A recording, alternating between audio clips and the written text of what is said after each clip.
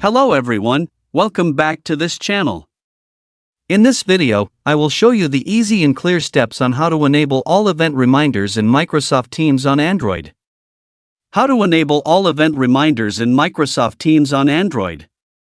Make sure you keep watching this video until the end.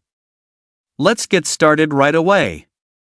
Firstly, open the Microsoft Teams app on your Android device. This is the initial screen of the Microsoft Teams app.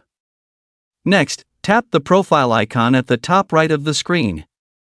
And a scrolling down menu will appear. Tap Menu Settings. And tap the Notification menu. And tap Meeting. Tap Remind for. Tap All Events. So that's it, this tutorial on how to enable all event reminders in Microsoft Teams on Android. Thank you for watching. I hope this video was helpful. See you in the next video.